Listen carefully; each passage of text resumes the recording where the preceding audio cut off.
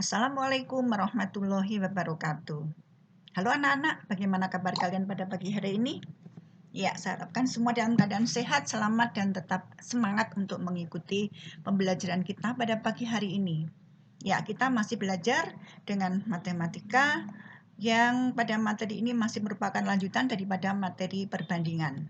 Ya, yuk kita belajar matematika untuk kelas 7, materinya perbandingan. Kita mulai dengan grafik perbandingan. Yang akan saya berikan yaitu pada kesempatan ini adalah grafik. Bagi grafik perbandingan senilai dan grafik perbandingan berbalik nilai. Grafik perbandingan senilai ini grafiknya berupa garis lurus. Ingat ya, kalau perbandingan senilai berupa garis lurus.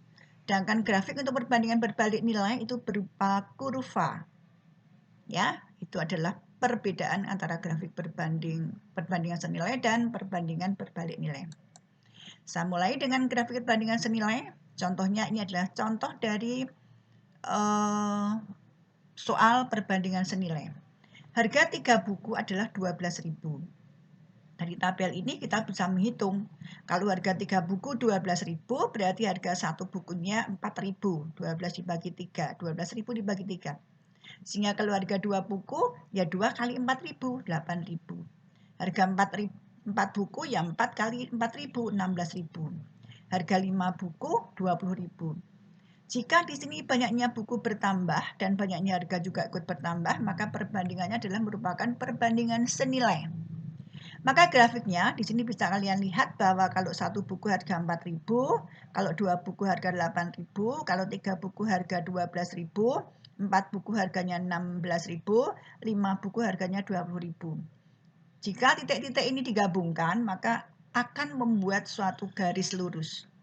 Inilah ciri daripada perbandingan senilai. Grafiknya berupa garis lurus. Ya, kita lanjutkan dengan perbandingan berbalik nilai. Perhatikan soalnya. Sebuah kendaraan dapat menempuh jarak dari kota A ke kota B dalam waktu 10 jam dengan kecepatan 120 km per jam. Tabelnya lihat sini. Kalau dia berjalan 120 km per jam kecepatannya, maka waktu yang dibutuhkan 10 jam. Sehingga jarak dari kota A ke kota B adalah, ini dikalikan, yaitu 1.200 km.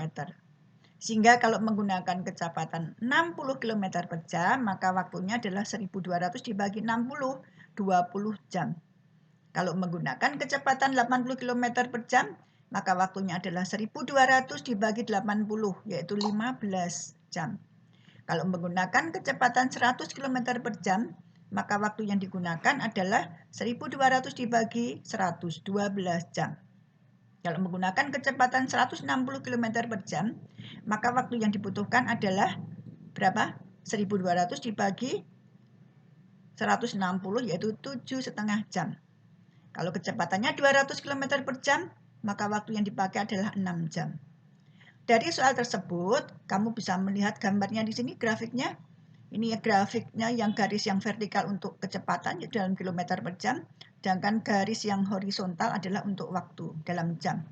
Sehingga kalau di sini kecepatannya itu, ini ingat ya bahwa anak-anak jaraknya di sini harus sama. Jadi jaraknya nih kalau ini 40 ya 40 semua. Kalau ini jaraknya 2 dari 6 ke 8, 2 ya 2 semua terus. Sehingga kalau di sini dibutuhkan 60 km, maka di sini tengah-tengahnya sini 60. Ya, 60. Kalau kecepatannya 60 berarti dia butuh waktu 20 jam. Sedangkan kalau kecepatan 80 ini 80, ya. Kalau kecepatannya 100 di sini 100, tengah-tengahnya ini, ya, 100. Ya, 120 ini 120 dalam waktu 10 jam. Ya, kalau 100 di sini dalam waktu berapa tadi? 12 ini. Ya. Jadi kalau ini 80 kecepatannya dia butuh 15 di sini, 14 di separuhnya di sini 15. Ini 80. Ya, sehingga kurvanya akan berupa gambarnya akan grafiknya berupa kurva. Jadi grafik perbandingan berbalik nilai adalah berupa kurva. Ingat ya, berupa kurva. Jika di sini kalau perbandingan senilai, ingat bahwa ini hasil kalinya sama. Jadi 60 kali 20 sama dengan 120 kali 10 sama dengan 200 kali 6. Jadi nanti isinya di sini 80 ini isinya adalah 15, yang 100 ini isinya 12, yang 160 isinya 7,5. Ini hasil karya mesti sama kalau bandingan berbalik nilai.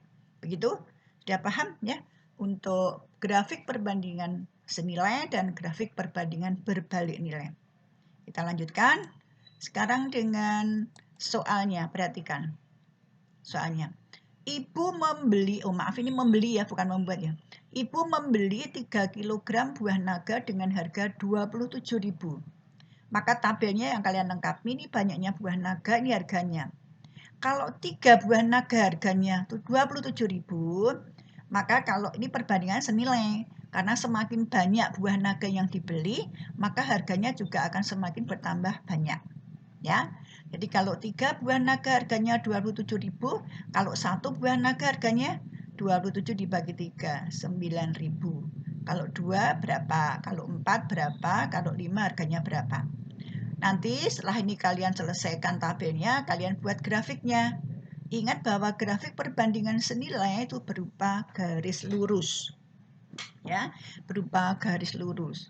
Nah, sekarang dengan contoh yang kedua ini, seorang pemborong merencanakan akan menyelesaikan suatu bangunan dalam waktu 50 hari jika dikerjakan oleh 30 orang.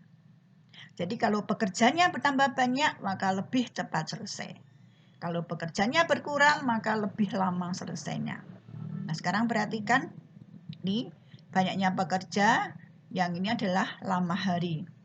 Kalau banyaknya pekerja 30, selesai dalam waktu 50 hari. Maka ingat, ini adalah merupakan soal perbandingan berbalik nilai. Sehingga hasilnya selalu sama. Jadi kalau 30 kali 50 berapa? 1.500. Maka kalau di sini pekerjanya ditambah menjadi 50, maka waktu yang digunakan lebih sedikit. Kalau ini 50 berarti ini 30. Ya. Kalau ini 15 berarti lama harinya berapa nanti? Dicari hasilnya dari 30 kali 50 dibagi 15. 30 kali 50 dibagi 20, ini isinya seperti itu ya. 30 kali 50 dibagi 25. 30 kali 50 dibagi 50, ini isi tabelnya. Kalau kalian sudah melengkapi tabel, kalian buat grafiknya. Grafik perbandingannya yaitu berupa kurva, karena soalnya adalah merupakan perbandingan berbalik nilai. Ya, paham? Ya, nanti kalian kerjakan di buku tugas.